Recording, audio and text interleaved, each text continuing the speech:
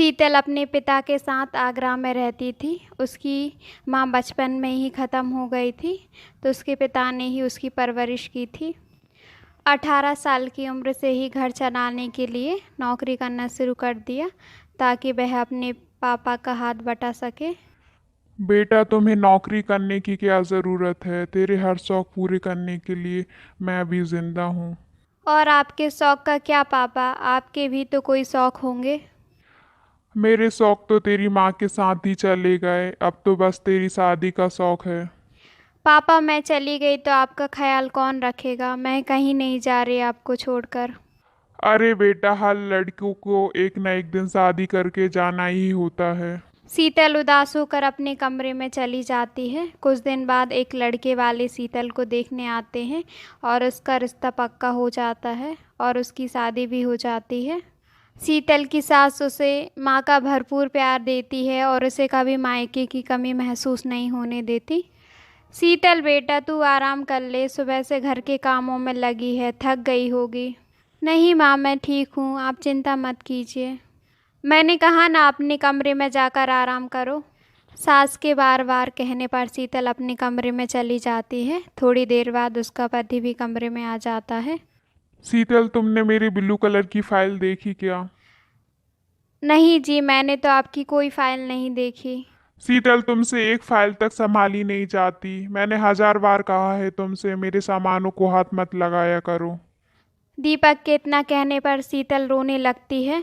शीतल के रोने की आवाज़ सुनकर शीतल की सास कमरे में आ जाती है। क्या हुआ बहू, क्यों रो रही है?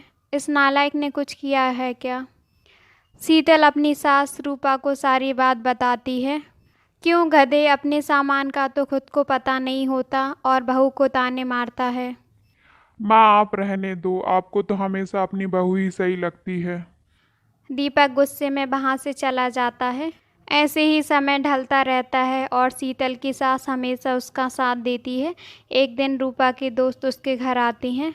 रूपा, ये तूने अपने बेटे के लिए कैसी बहू चुनी है जो पैदा होते ही अपनी माँ को खा गई? रूपा, तूने तो उसे सर पर चढ़ा कर रखा है, अभी भी समय है, संभाल ले, कहीं ऐसा ना हो कि वह हाथ से निकल जाए। ये तुम क्या बोल रही हो ममता? मेरी बहू बाकी बहुओं की तरह नहीं है, वो तो हीरा है, हीरा। हमारा काम है तुझे समझाना, बहू को कभी भी बेटे से ज़्यादा प्यार नहीं देना चाहिए। ऐसा कहकर रूपा की दोस्त वहाँ से चली जाती है। उसकी बातें सोच सोच कर रूपा अपनी बहू से घृणा करने लगती है।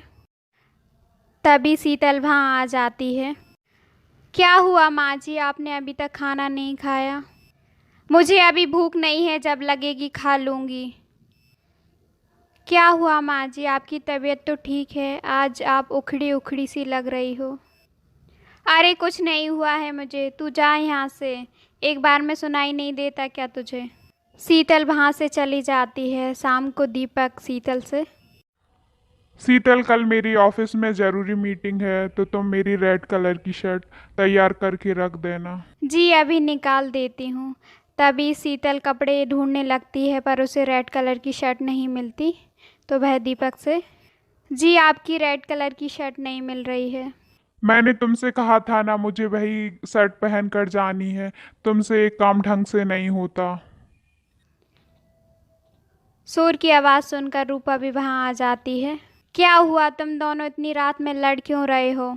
माँ, देखिए ना, मैंने इससे अपनी रेड कलर की शर्ट निकालने को कहा था और ये कह रही है मिल नहीं रही, पता नहीं कहाँ रख दी इसने। तुम इतनी लापरवाह कैसे हो सकती हो बहू? अब तुम्हारी ये सज़ा है कि तुम अभी इसी वक्त दीपक के लिए सेम शर्ट लेकर आओ। माँ, रहने दीजिए, मैं कल मैनेज कर लूँगा। रात भी बहुत हो गई है, ये कहाँ जाएगी? सभी दुकानें बंद हो गई होंगी। मैंने जो कह दिया सो कह दिया, अब गलती इसकी है तो सुधारना भी इसी को पड़ेगा। शीतल अपनी सास के कहने पर मार्केट चली जाती है और दीपक के लिए रेड कलर की शर्ट लेकर आती है। ये लीजिए माँ जी, मैं रेड कलर की शर्ट लेकर आई हूँ। ये तुम्हें चोट कैसे लगी? पता नहीं, जल्दबाजी में किसी चीज़ से लग गई होगी। इतनी बड़ी हो गई हो, अपना ध्यान रखना कब सीखोगी? आप तो जानती हैं माँ जी, मैं बिना माँ के पली बड़ी हूँ। माँ के ना होने के कारण मेरे सर पर इतनी बड़ी जिम्मेदारियाँ थी, जिन्हें निभाते निभाते मैं अपना ध्यान रखना भूल गई। अब मुझे भगवान से कोई शिकायत नहीं है। भगवान ने मेरी एक माँ छीनी तो उसने मुझे आप जैसी माँ दी। आप ही मेरी माँ हैं। यह सुनकर रूपा को अपनी गलती का एहसास होता है और वह शीतल से माफ़ी मांगती है।